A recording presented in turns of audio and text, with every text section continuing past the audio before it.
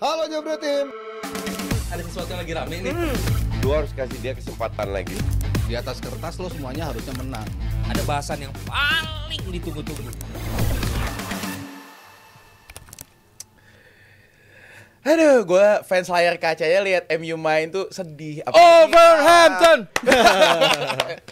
you're wonderful. Wolverhampton is wonderful. It's wonderful. Wolverhampton is wonderful. Ini gue dibully nih. Gak usah bahas MU dah. Sebenarnya kita nggak perlu ngomong Jal di sini. Iya. Biarin mereka berdua. Kasih mereka waktu nih. Gue jadi pengen nanya nih. Kemarin kan nonton mulu nih ke Manchester. Iya. Nggak ditonton sih. Experience-nya gimana sih ngeliat MU kalah sebenarnya gitu? Gue klarifikasi, kalau kata Abrar, kalau gue ke Manchester tuh MU kalah mulu. Nih, Emang gue iya? ngomong di sini enggak sebenarnya. Ketika Gimana pertama kali recall-nya? Oktober, waktu gue sama Mbak Wulan Guritno, gitu. Oke. Sama Mbak Wulan Guritno. Yes. Kenapa sih? Gak apa-apa. Kenapa muka lu berubah kalau gue ngomong Mbak Wulan? Gak apa-apa, harus dipertebal kan? Oh, follow tapi kan di Instagram. Belum. Oh, belum. Oke. Itu kalah derby Manchester di Old Trafford. Boxing Iyalah. Day tahun lalu gue balik lagi nonton, menang lawan Aston Sama Villa. siapa nontonnya? Sama istri gue. Oh, menang kan? Sama Bagus-Bagus juga waktu Kuncinya itu. di istri lu berarti. benar. April Ramadan kemarin kesana lagi Liverpool 2-2. Oh, Indo sama. Nah, yang kemarin gua November Desember ini gua nonton 4 dalam 2 minggu karena kan ada yang midweek juga kan. Betul. Banyak juga. Europa League lawan Bodo Glimt menang match pertamanya Ruben. Everton menang. Armstrong di Arsenal, Armstrong Nottingham kalah. Jadi gue rekornya berapa tuh ya? Itulah pokoknya. Masih imbang tapi lah. nggak kalah semua. Iya. Tapi kalau ngelihat apa ya pengalaman ketika MU kalah terus, pengalaman yang paling gue seru sebenarnya dia adalah for the first time gue ngerasain away day itu di Emirates gitu. Gue merasakan yang benar-benar anjing semuanya. Emirates seru banget menurut gue. Dan cara pre-matchnya tuh yang kayak ada lampu-lampu apa segala macam. Malam ya? Itu bagus banget. Iya. Old Trafford nggak ada sama sekali kayak gitu. Pemain entrance udah Pojok masuk udah aja, dateng. masuk aja udah. Cuman gue ketika yang tadi yang sempat nyambungin yang kita di video sebelumnya, gue duduk tuh paling depan di jalan. Pas itu seat yang paling depan, terus belakang gue tuh abang-abangan semua. Dan ketika MU kalah, ketika MU kebobolan gitu kan, Yes. yang samping gue nih, bener-bener dia tetap berdiri, dia tetap nge-chance, dia tetap ngedukung kayak come on Bruno Lat. Jadi kayak ternyata di Inggris tuh kalau misalnya ayo boy gitu. Jadi ngomongnya ayo Bruno Lat gitu kan. Terus kayak mereka sempat juga ada beberapa yang ngomong gini. Mereka tuh bosan banget dengan sepak bola yang tadi mungkin Rijal juga bilang robot. Ala Pep Guardiola. Dan ternyata itu juga diamini sama warlock-warlock di sana. Iyalah. Oh, lo ngapain sih keep bola di belakang? Iya, Abis itu passing dulu dia dulu, abis itu baru ke depan. Kenapa lo nggak coba nusuk atau nggak lo punya kreativitas sendiri? Iya. Dan gue juga ngobrol sama mereka dengan bahasa Inggris gue yang sangat confident ini gitu ya. Confident English. Confident English gitu kan. Mereka tuh benar-benar ya udah nggak apa-apa. Emang tim kita lagi kayak begini gitu. Mereka akan tetap caur dan kalau misalnya kayak Dalo, Rashford segala macam, mereka pun mengamini kalaupun Rashford sampai cabut, ya udah let go aja karena pemain ini udah sangat toksik sekali gitu. Dan tapi kalau balik ke pertandingan yang lawan Wolves kemarin. Gak apa-apa Del, lu mau curhat? Masalah Manchester United terlalu rumit, benar kata Abrar. Karena nih sekarang sudah sangat sekompleks itu. Ya gua dari kacamata fans MU ngelihatnya, oh ini jadi senang banget nih orang-orang di luar MU yang akan bikin konten gitu, yang akan ngecengin MU segala macam. Karena yang selalu sekarang gue narasikan di sosial media adalah fans MU itu nggak bisa sesombong itu loh. Lo nggak bisa cuman tsunami trofi apa segala macam itu bullshit lah menurut gue sekarang. Karena nih tim ini sudah sangat memprihatinkan gitu sampai orang-orang sana pun juga bilang kita udah nggak ada ekspektasi, udah nggak ada harapan lagi buat tim ini. Selama kita bilang siapa dulu pemain, habis itu pelatihnya. Sekarang juga ngelihat siapa Jurgen Ratcliffe juga disalahin. Ini sebenarnya jadi pointingnya banyak banget di Jal dan juga Fai. Tapi menurut gue paling masalah yang ada di Manchester United itu adalah sebenarnya secara apa ya? Manajemennya di dalamnya gitu. Maksudnya orang-orang belakang layar tuh Omar Berada gitu kan yang kemarin juga dipecat siapa itu? Ashworth gitu dipecat juga. Itu maksud gua nih di dalamnya terlalu rumit. Dan pemain-pemain pun juga akhirnya terlalu ya udah gue bodo amat lah. Kalah gue tetap digaji kok. Gua ngelihat kok kapan ya? Waktu pas MU kalah lawan Arsenal, terus yang pas gue nungguin pemain pas lawan Nottingham tuh mereka masih bisa ketawa-tawa gitu. Gua nggak tahu. Even mereka kalah ya. Even waktu itu kalah lawan Arsenal. Cuman menurut gua kalah tuh sekarang menjadi hal yang biasa buat Manchester United ya.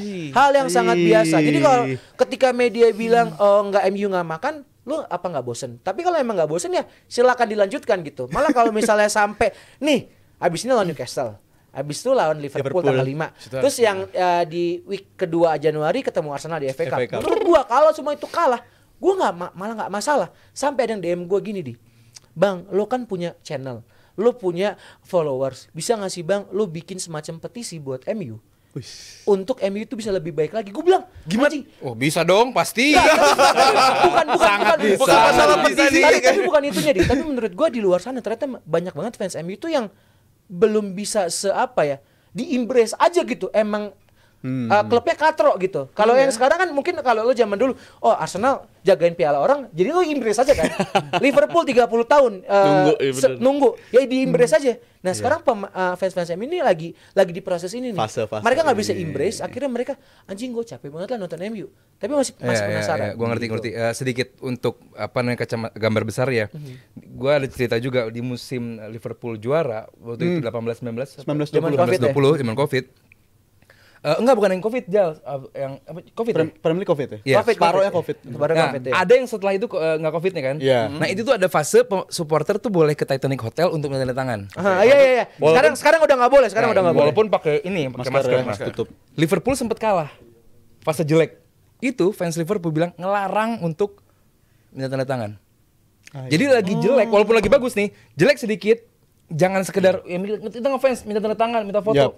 Itu fans Liverpool begitu tuh, bahwa kita boleh foto sama pemain, yang penting adalah performa di atas lapangan. Nah, mungkin bedanya dengan MU ya, mau lu main sejelek apapun, tetap fans datang minta foto, tanda tangan, happy semua. Itu yang gue lihat di MU sekarang gitu. Nah, tapi sekarang juga agak sulit di ruthlessnya MU Liverpool di era juara. Ada fase ini Liverpool lagi bagus, tapi nggak boleh minta tangan karena they play like a shit di lapangan. Abis itu kan yang kalah sama Palace kalau nggak salah 3-1 tuh gamenya kalau nggak salah. Abis itu langsung Liverpool naik lagi. Tapi sebenarnya koreksi dikit sih ketika kalau di Old Trafford kan ketika pemain masuk tuh emang udah ada barikade tuh yang emang fans bisa nungguin ya. Dan bisa minta tanda tangan. Tapi yang jadi pembeda adalah tergantung pemainnya. Mau apa enggak ya? Pemainnya mau apa enggak. Kalau misal pemain kayak Dalot atau Bruno atau Tom Heaton itu akan benar-benar mereka tuh emang dari ujung ke ujung tuh dilayanin. Cuman kayak misalnya Garnacho, Mainura, Rashford itu tai kucing lah. Dia tidak pernah berhenti untuk fans. Fan servicing itu dia nggak pernah mau. Mau di Carrington, mau di Old Trafford dia tidak akan mau berhenti. Cuman kalau tadi benar kata lo, kayak kemarin kalah lawan Arsenal sama lawan Nottingham, itu gue juga nggak nafsu nyamperin pemain nungguin tuh gue nggak nafsu, cuman beberapa fans yang belum mengerti gitu ya, itu tetap aja ada satu kejadian unik ketika gue lagi nungguin pemain nih. Jadi gue nungguin sekitar 4 jam atau 5 jam sebelum pemain masuk ke lapangan kan. Itu tuh ada orang bawa jersey treble tahun 99 yang tangan panjang. Lo tahu dong sekarang harganya digoreng kayak apa kan di Indonesia kan. Dia nih orang gue nggak tahu itu KW atau original. Dia ngasih ke depan gini, pemain di depannya tahu nggak siapa? Anthony tanda tangan di jersey treble. Wow sangat layak ya. Jadi murah dong. Jadi harganya bukan murah lagi, Aldi. Sangat layak. Jadi murah dong. Sangat itu maksud gua. Jadinya balik lagi buat yang MU ini udah terlalu kompleks gitu dengan kekalahan lawan Wolves kemarin itu gua udah feeling nggak enak gitu. Aduh, di menit-menit awal Leny Yoro kena kartu kuning tuh kayak pelanggarannya terlalu soft. Tapi dia kena kartu kuning. Abis itu Bruno juga kena kartu kuning. Gua pas bikin konten gua udah bilang, nih Bruno kartu merah nih. Bener. Baru main awal babak kedua kartu merah. Abis itu berantakan semuanya. Sampai akhirnya gue pas nonton tuh ini mau bahas apa gitu untuk di konten gue tuh gue mau bahas apa, nggak ada. Jadinya ketika orang pada bilang oh Bruno tuh katro apa segala macam. Satu sisi kalau nggak ada Bruno, oke kita akan lihat lawan Newcastle ntar akan seperti apa. Nggak ada Bruno, nggak ada Ugarte gitu. Itu akan jadi seperti apa. Cuman kalau ngeliat sekarang permainan MU seperti ini, dan Abra juga bilang Ruben Amorim masih butuh waktu. Gue malah sekarang ya dengan pace-nya Liga Inggris tuh udah nggak bisa butuh waktu yang terlalu lama. Ini kalau menurut pandangan gue. Kalau dari malah ini ya, malah kemakan. Nah kalau dari lu berdua gimana ngeliat? Kemakan maksudnya? Malah ya dari game demi game lu udah nggak ada waktu buat begini lagi. Iya, harus ada improvement. Iya, harus bisa ada tanda kutip ya, mau nggak mau Amorim harus ada shortcut. Antara dia memang harus ada rotasi pemain, mungkin dia akan gambling, udah mainin aja pemain-pemain muda. Dia sempat nongkrongin kok pemain muda pas lagi main, itu langsung ditongkrongin. Apakah emang mau gambling seperti itu sekalian? Tapi Kalau menurut gue ya berkaca dari rekam jejak Amorim, dia jelas klub-klub sebelumnya belum terlalu banyak. Waktu dia paling banyak jelas sama Sporting. Dan bersama Sporting pun ya hasilnya kebanyakan dominan dia menang. Tapi ketika dia kalah, ini pelatih yang historinya reputasinya nggak pernah ganti taktik gitu. Jadi gue expect sampai akhir musim ya bakal tetap kayak begini terus 3-3 bagi Amorim. Tapi yang jadi agak menjengkelkan adalah sekarang jumlah kebobolan bersama Amorim itu kan udah nyamain bahkan melebihi eranya Ten Hag di musim ini. Betul. Jadi emang dari segi pertahanan sebenarnya kalau dari kasat mata, dari segi serangan-serangan udah nggak sebuka yang kayak di era Ten Hag gitu. Di era Ten Hag kan mudah banget, bolong banget tengahnya. Di musim ini udah nggak terlalu bolong, tapi entah kenapa tiap kali lawan bisa nembakin gawang ke gawang MU berbuah jadi gol Set piece gitu. ya anjing, Itu disayangkan Olimpico tuh banget. 2 kali tuh. Olimpico dalam waktu 1 pekan juga menurut gue ini sebuah benar-benar bencana banget bagi United ya. Di musim ini udah double digit kebobolannya dari segi set piece. Ya jelas sesuatu artinya nggak berjalan mulus gitu di latihan. Lu terus-menerus ngelakuin hal yang sama. Ya mungkin banyak keluhan itu Onana di foul tuh. Bahkan Mas Panji juga keluhin itu kan. Iya. Menurut lo foul apa enggak? Lagi-lagi menurut gua nggak foul. Nggak Kenapa? foul. Nggak Karena foul kan sebenarnya menurut gua. dia tuh ya dipepet sama 2 pemain ya di. Iya, Jal. sandwich kan sebenarnya. Nah, itu menurut gua itu karena ketika Altay Bayindir juga lawan Kena lawan Spurs. Spurs kan Ya. ada yang bilang juga nggak foul, ada yang bilang foul juga. Cuman lu ngelihat untuk yang lawan Wolves itu nggak foul sebelum ke Aldi nanti. Menurut gue itu nggak full karena kalau di sejak eranya VAR yang mana wasit itu udah punya subjektivitas lebih tinggi lagi, udah nggak perlu kaku-kaku lagi. Kiper itu punya hak murni di 6 kotak 6 meter itu. Kalau lagi nguasain bola, lagi nggak nguasain bola, kiper boleh kena kontak gitu. Dulu Oke. mungkin kiper kena kontak dikit akan dinilai sebagai foul. Kiper kegoyang dikit bakal dinilai jadi foul. Tapi di 3 musim 4 musim terakhir ya Arsenal sering kok gol kayak gitu sebenarnya kontak-kontak ke kiper dan sah-sah aja. Dan itu dari justru gue menyoroti back-backnya United. Kenapa nggak ngejagain kipernya ketika lu di sandwich sama pemain-pemain? Iya, betul. Itu udah dilakuin sama semua tim loh, ngelakuin hal kayak gitu, mepet di kiper. Tapi selalu ada pemain yang secara postur lebih gede ngegiring mereka keluar dari kotak 6 meter area kiper itu. Tapi itu nggak dilakuin sama pemain-pemain United. Mereka lebih berfokus ke bola, ngelupain pemain-pemain yang ada di areanya tersebut. Dan Onana menurut gue terekspos banget. Dan udah 10 gol lebih kebobolan dari segi set piece, menurut gue masalahnya ya jelas dari segi antisipasi set piece dari pemain-pemain belakang juga. Oke, Selain Aldi, faktor- your turn. Iya, Bang Aldi gimana nih ngeliatnya nih? Apakah itu menjadi sebuah foul kalau menurut lu? No question. Itu foul. Jelas. Apalagi kalau tadi Rizal update soal sekarang zaman VAR, justru mulai awal musim ini aturan-aturan kayak Ben White jenggol-jenggol Vicario gitu udah nggak boleh Rizal. Itu kan nyobe. Enggak nyenggol aja nggak boleh. Ini di sandwich. Genit ya. Berkali-kali gue ulangi lagi, lu mengganggu atau interfere pergerakan kiper, it's a foul. Lu pakai law of the game yang mana Rizal itu? Dia nggak pakai- nabrak. Loh, nggak nabrak. Ini Rizal, dia Nempel. Dia berdiri di posisi dia. No, dia ngeblok. Jangan ngeliat fotonya, Loh, lihat gua liat situasi gamenya, ininya. gua liat gamenya. Dia nggak Bentar, tadi lu ngomong gue sekarang. Iya silakan. Lu bilang Doherty nggak ngeblok Onana, lu bilang? Dia berdiri di posisi Nih, dia. nih, fotonya fotonya. Lu bilang gua Doherty nggak ngeblok Onana, gue pengen denger lu ngomong gitu. Dia Doherty depan dia. Iya ngadep sini. Dia dorong itu nggak? Yang Dia ngeblok. ngedorong nggak?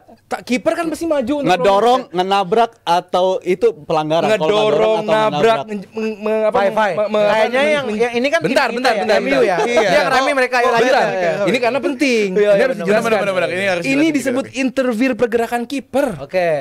Seperti waktu di game di sebelumnya gue bilang Spurs itu gue bilang itu pun pelanggaran karena menginterfere atau mempengaruhi pergerakan kiper. Ini pun demikian. Iya. Ini pun demikian, makanya gue bilang salah kan ini bukan Muhammad Salah ya. Ini adalah hasil yang salah dari wasit. Tapi balik lagi, Indonesia IPL itu nomor sekian. Cuman tanggung jawab kita, gue adalah pengen mencoba bahwa yang bener tuh begini. Saat lu interfere pergerakan kiper, it's a foul. Ada komparasi nggak sih dari match-match lain dari Ijal atau mungkin Aldi? Match-match lain banyak menurut gue. Iya. Match-match lain banyak dan ini sah jadi gol. Banyak banget kejadian kayak begini kok. Bahkan Oke. dulu ada match Liverpool MU gue inget banget di tahun 2020 ketika golnya Liverpool diselaut karena ada faktor si Van Dijk sama De Gea itu duel, wasitnya tuh dikerubungin sama fans MU akhirnya ngubah keputusan. Tapi Pemain MU sama pemain fans MU. pemain. Ini pemain MU ngomongin. oke, Tapi oke. setelah pertandingan diklarifikasi kalau itu seharusnya the goal should have stood gitu. Golnya seharusnya disahkan karena kiper ya dia kalah duel. Kipernya udah belum sempet nangkep tapi kalah duel sama Van Dijk dan itu diselesaikan sama Firmino. Tapi karena faktor intervensi dari pemain-pemain akhirnya dibatalkan gol tersebut. Jadi Jadi itu bukti dong. No, kiper berarti boleh duel dengan outfield player. Itu yang terjadi. kalau kipernya belum menguasai Nah, bola. padahal sebenarnya ini Nggak ada peraturan namanya yang kiper. bias. Iya, di-battle dengan outfield player tuh Duel nggak mungkin. asal nggak ditabrak, asal nggak Tapi blocking. gitu. duel. kemarin kalau ngelihat dari posisinya ya, itu ada satu pemain Wolf yang berada di belakang Dua, Onana. Doherty. Iya, Doherty depan, belakang ada satu Iya. pemain lagi itu melakukan dorongan. Terus kalau apa namanya kalau bukan Nah, ngeblok? iya, kalau gue jadi Gua kiper sah di situ sih. gue pasti akan protes. Ya, kenapa Onana nggak protes? Itu salahnya Nah, Onana. itu juga yang gue juga Itu bingung. salahnya Kenapa Onana. Onana nggak protes? Yes. Onana protes kok. Sempet Onananya protes. protes, kenapa teman-temannya nggak bantu protes? Menurut gue pertanyaan justru ke arah sana. Kenapa Karena- teman-temannya nggak ada yang bantu? Nah, itu dan nomor nunjukin? sekian. Iya. Tanggung jawab gue adalah bilang itu adalah Oke. foul. Kenapa dia nggak protes? Itu salah Onana, benar. Jadi Bu, kalau misalnya buat lo yang nonton juga pertandingan MU Wolves semalam, coba dilihat itu apakah pelanggaran atau tidak. iya. Karena kalau gue dari subjektivitas fans, gue akan bilang itu foul. Cuma kalau ya. tadi lu punya kacamata dari lu as a pandit gitu, Jal, gue ngeliatnya oke, ini harus ada semacam statement apa kalau misalnya Liga Inggris yang soal Law of the game? IFAB. PGMOL itu PGMOL, kan wasit. klarifikasi maksudnya ngasih edukasi itu yang benar-benar kita sebagai penikmat sebagai emang yang main di industri ini tuh tahu sebenarnya apakah itu foul atau tidak karena itu dua gol yang dari set piece itu yang ke gawang Onana itu benar-benar Onana itu diganggu. Ya. Tapi kalau misal tidak foul seperti yang Rizal bilang berarti kan seterusnya nih lawan-lawannya MU akan mencoba Good point. melakukan set piece Karena seperti Matius itu. Cunha pun dibilang demikian. Kita menganalisa MU itu kebobolannya gimana. Kita melakukan hal yang sama. Cunha simpel banget. Dari corner, rupanya defending cornernya MU bapuk. Zona Dilaku- banget ya. Iya, Zona dilakukan hal yang sama, which is kejadian. Jadi kalau soal protes itu nomor sekian, cuman itu foul apa enggak buat gue dan law of the game lu interfere pergerakan kiper itu foul. Nah, kenapa dia nggak protes? Kenapa pemain pada nggak protes? Ya, Udah mungkin capek protes sama wasit. udah mager dia. Tapi apa mungkin itu juga Makota karena Makota emang ada peraturan yang memang masih bias akhirnya membuat pemain nggak bias. Tapi terlihat dari perlakuannya maksudnya sekarang pengaplikasiannya ya Sekarang nyoel abu-abu kiper aja sekarang. udah nggak boleh. Tapi terjadi. Tapi terjadi kemarin akhirnya. Ya aturan, gue mah Iya. bahas aturan. Iya. Jadinya Kalau terjadi mau wasit bias- IPL kan bias emang lucu-lucu Gua semua. ingat kita live reaction sebelum kita event itu tanggal 26 September itu ini ya yang eventnya Jebret Media tuh kita sebelum itu ada live reaction dulu City lawan Arsenal dan itu kita sempat mikir tuh Arsenal kan 2 golnya dapat 2 gol set piece tuh Gabriel itu mikir ini kayaknya foul nih karena si Ederson dikena blok gitu dari pemain Arsenal tapi ternyata sah-sah aja dalam artian ini udah dari berbulan-bulan lalu terjadi mungkin karena faktornya ini United jadi diangkat lagi tapi Iya. faktanya ini udah berbulan-bulan terjadi bahkan bermusim-musim terjadi dan faktor-faktor kayak gini disahkan bukan lagi menjadi foul kiper itu bukan jadi barang yang harus dijagain nggak boleh duel-duel lagi faktanya bisa dilihat lagi match Arsenal lawan City sempat mikir kalau waktu itu jangan-jangan ini foul ya gue sama Mas Aryo inget banget tapi ternyata sah-sah aja dalam artian ya ini udah berbulan-bulan dan nggak ada yang berubah artinya ya itu sah menurut gue Kalau nggak ada- Aldi dari nggak ada debat. teori, kalau misalnya Rizal dari emang yang terjadi di Terjadi. lapangan. Jadi maksud gua adalah yang jadi bias tuh seperti itu. Apalagi sekarang yang kena spotlightnya itu adalah MU. Iya. Mendapatkan si Olimpico itu tuh Berturut-turut. berturut-turut. Kok nggak ya belajar? Kok nggak belajar? Antara Itu lebih emang penting sih. MU-nya nggak belajar atau memang iya pemain lawan tuh udah tahu sebenarnya Cunha demikian celahnya, bilang. celah untuk bisa ngehajar MU. defending set piece. Nah, dari situ sebenarnya kalau dari kacamata lo berdua sebagai pandit 3-4-3.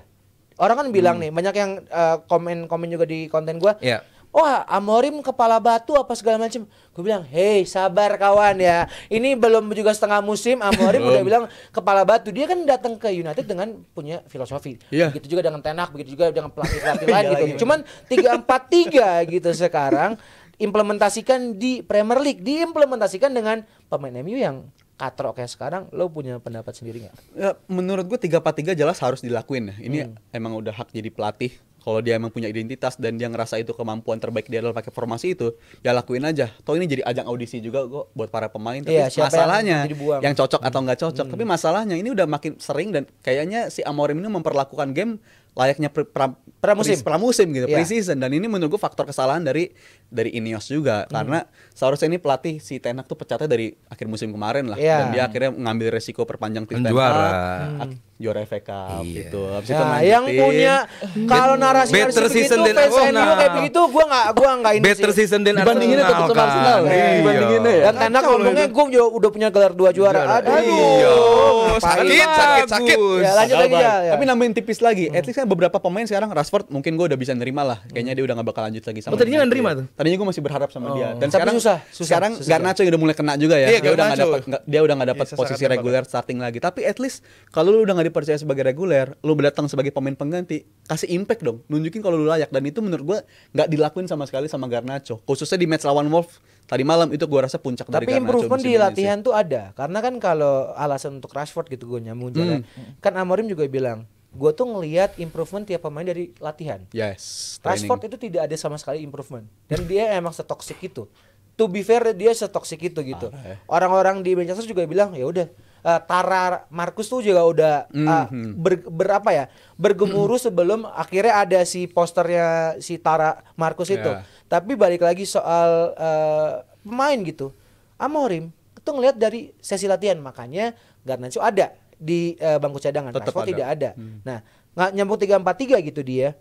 Sebenarnya kalau lo ngelihatnya sebagai ya pengamat gitu, sebagai pandit, ini oke pemain kurang legit secara 3-4-3. Cuman secara sistem di liga tuh sebenarnya cocok atau enggak sih, Di? Iya, bukan cuman MU yang pengen coba memaksakan 3-4-3, even Fulham pun pakai 3-4-3 waktu lawan Chelsea kemarin. Si apa namanya bisa-bisa aja gitu kan si Marco Silva. Jadi bukan hal baru untuk di Premier League pakai 3-4-3. Chelsea pun zamannya Tuchel pernah pakai 3-4-3 Ya, betul. juga. Conte juga. Bahkan terkenal sekali. Tapi karatan ya katanya dulu ya. Pada akhirnya sempat karatan karena sempat bagus gitu kan. Nah, MU pun Amorim pun nggak melulu memaksakan bahwa game semalam pun pada akhirnya sempat pakai 4 back juga. Betul. Karena 10 pemain, Bang. Karena 10 pemain. Iya, berarti karena berarti harus dilakukan kan. Berarti bahwa 4 back itu bisa jadi opsi gitu. Nah, Amorim di interview walaupun gue sudah pada tahap nggak mau percaya sama pelatih kalau ngomong apa di press conference gitu, karena karena dia itu bisa juga- ngomong apa oh aja ya, gitu. di Cuman setup itu ya. sekarang ada di tahap ini fans MU mau lihat kita menang apa mau kita mengimplementasikan pemain. Nah, nih lihat ini buat gua dari gua belajar komunikasi ini udah pada tahap desperate banget. Keluhan dia nih. Ini udah oke, kita sekarang survive aja. Nggak degradasi aja udah bagus. Itu ini jawaban normatif Yes, sebenarnya. kita harus mampu survive aja dan buat gua which is bener. Di liga buat gua asal nggak degradasi udah bagus karena berapa poin bedanya dari degradasi kan. Terus juga lu bisa maksimalkan semaksimal mungkin di Europa League. Tiket otomatis. Itu yang gue bilang kemarin kan. Nah ini Jalan pintas 22. lah bagi dia. ya kan beda 8 poin lu 8 sama Leicester. itu dia. Maksud gua ya ini udah terlalu berat lah buat MU untuk di liga.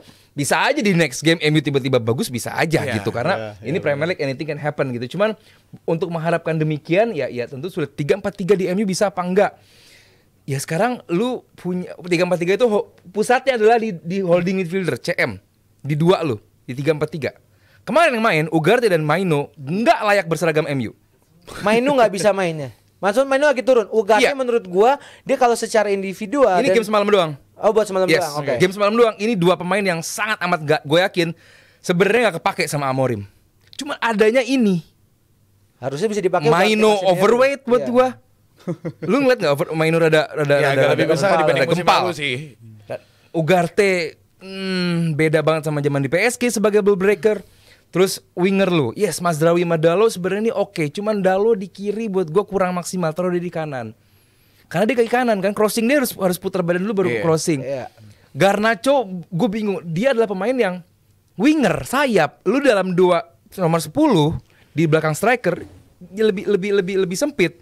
Pada akhirnya dia bakal melebar juga, numpuk sama Dalo sebelum gol kejadian. Ingat gak? Iya.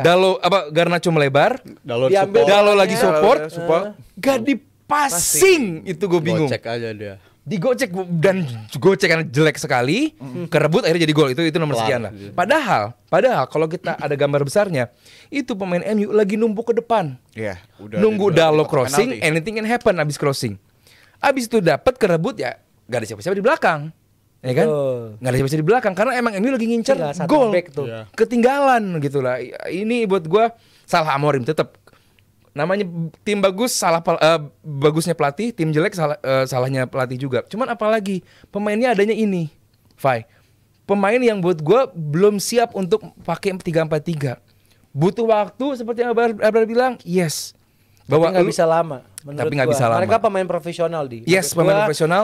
Dan ini apapun below levelnya MU sekali sih. Levelnya MU ini udah rendah sekali. Tapi kalau ngomongin badai, tapi soalnya kan ini kan kalau kita ngeliat-ngeliat ya, ini badai yang ditunggu-tunggu sama Ruben Amorim sepertinya. Jadi sudah sempat ngomong ini bakal terjadi badai dan ternyata 5 kekalahan dalam 23 hari pertandingan. Sorry Plus juga ini bukan soal kalahnya, Pak. iya, dan juga mahkota kompleksitasnya. Apa yang mereka tunjukkan? Bagaimana mereka kan tapi udah menang sama Everton seolah-olah wah City juga menang. menang lawan City itu makanya gue bilang kemarin 4 hari. Lawan City menang. 5 hari extra time itu akhirnya. Yes. Tapi ya maksudnya apa sekarang? Ujungnya mau kemana jebret tim? Gue juga sampai bingung sekarang. Apa yang mau dirasakan sama fans MU ini kayak kita mau ke depan mau ngapain sih? Pesannya cuma satu Nih, buat Bang Mardel dari senior Pesannya gimana cuma nih? satu buat fans MU sekarang, apapun itu lo mau nonton MU kayak atau nggak lo sebagai yang bikin konten, please lah.